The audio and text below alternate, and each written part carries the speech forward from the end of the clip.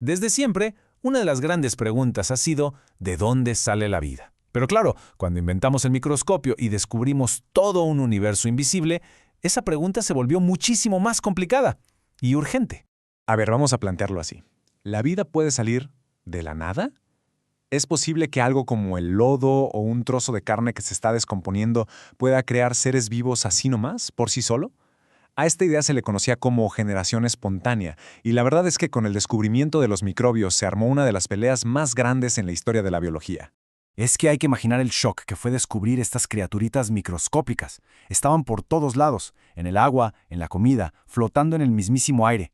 Pero, a ver, ¿cómo llegaban ahí? ¿Acaso nacían de la nada? La ciencia en ese momento no tenía ni la menor idea. Y justo en el centro de toda esta confusión, dos hombres se preparaban para un duelo. Pero aquí las armas no eran espadas, ¿eh? Eran frascos de laboratorio y microscopios. Sus ideas eran totalmente opuestas y estaban a punto de chocar. ¿Y el resultado? Bueno, iba a cambiar la biología para siempre. En una esquina teníamos a John Needham, un sacerdote inglés con mucho carisma, famoso, apasionado y convencidísimo de que existía una especie de fuerza vital divina que podía crear vida de la nada. Y en la otra esquina, Lázaro Spallanzani, un profesor italiano súper meticuloso, escéptico de corazón, que pensaba que la vida, por más pequeña que fuera, solo podía venir de más vida. Spallanzani era todo lo contrario a creer las cosas nomás porque sí. Él no aceptaba nada sin pruebas contundentes. Para él, cada teoría popular no era una verdad absoluta, sino un reto. Era como una invitación a diseñar el experimento más riguroso posible para ver si de verdad aguantaba. Pero antes de ver el contraataque de Spallanzani, hay que entender bien a qué se enfrentaba. Needham había hecho un experimento que en apariencia demostraba de una vez por todas que la vida sí podía surgir de la nada. Y este experimento que vamos a ver convenció a casi toda Europa. Su método parecía a prueba de balas, ¿no? Needham agarró caldo de carnero, lo hirvió un poquito para matar cualquier microbio que ya estuviera ahí y lo tapó con un corcho. Días después, cuando vio por el microscopio, el líquido que antes estaba claro ahora era un hervidero de vida. Para Needham y todos sus seguidores la prueba era irrefutable. Así que Needham cantó victoria. Dijo que el calor no había matado la vida, sino que había despertado una fuerza vegetativa que estaba dormida en el caldo. Una especie de energía mística que creaba vida. La idea sonaba tan bien, tan elegante, que se volvió un éxito en todos los salones y laboratorios de Europa. Pero, del otro lado de los Alpes, allá en Italia, Spallanzani leyó los reportes de Needham y algo no le cuadró. Sintió esa espinita de la duda. Sospechaba que ese experimento tan famoso tenía fallas. Así que decidió repetirlo, pero esta vez con una precisión casi obsesiva. Y aquí es donde la cosa se pone interesante. Fíjense en las preguntas que se hizo Spallanzani. Cuestionó cada paso de Needham. A ver, ¿y si no lo hirvió el tiempo suficiente? ¿Y si el corcho no sellaba tan bien como él pensaba y se le colaron microbios del aire? Ojo que no eran críticas menores, ¿eh? Eran justo los puntos débiles de todo su argumento. Y esta frase lo dice todo, ¿verdad? Muestra su determinación. No iba a dejar ni el más mínimo espacio para la duda.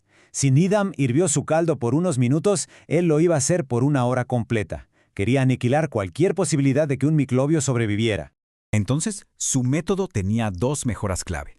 Primero, en lugar de usar simples corchos, que pueden ser porosos, derritió el vidrio de los cuellos de las botellas. Así creó un sello hermético impenetrable.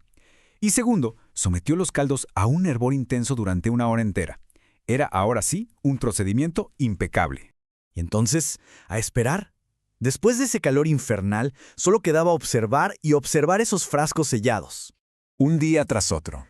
Toda la comunidad científica estaba a la expectativa, preguntándose qué iba a encontrar adentro. El resultado fue rotundo. Cero, absolutamente nada. Los caldos se quedaron transparentes, limpiecitos, estériles. La vida no apareció de la nada. Y con esto, Spallanzani no solo le dio un golpe brutal a la generación espontánea, sino que, casi sin querer, acababa de inventar los principios de la esterilización. Una idea que tiempo después salvaría millones de vidas. La conclusión parecía obvia. Los microbios solo vienen de otros microbios. Caso cerrado, ¿no? Pues no. En la ciencia, a veces una prueba contundente lo único que hace es cambiar el tema de la discusión. Needham, viéndose acorralado, lanzó un contraataque genial. Acusó a Spallanzani de que su método había sido demasiado violento. Dijo que al hervir el caldo por tanto tiempo, no solo mató a los microbios, sino que también había destruido la delicada fuerza vegetativa, y por eso no se pudo generar vida. La verdad, era una objeción muy astuta. Y con eso, el debate quedó tablas, en un punto muerto. Por un lado, Spallanzani había hecho un experimento casi perfecto, pero por el otro, Needham había logrado sembrar la duda. ¿El experimento probaba que la vida viene de la vida? ¿O que el calor excesivo destruye las condiciones para que se forme? La ciencia se quedó atorada en esa pregunta por casi 100 años más. El trabajo de Spallanzani fue un golpe maestro, sí, pero no fue el knockout definitivo. La ciencia a veces necesita más que un experimento perfecto. Necesita un cambio de mentalidad. Haría falta casi un siglo más y la genialidad de un hombre llamado Louis Pasteur para diseñar el experimento final. Uno tan elegante e irrefutable que por fin le pondría el último clavo al ataúd de la generación espontánea. Pero esa ya es otra historia.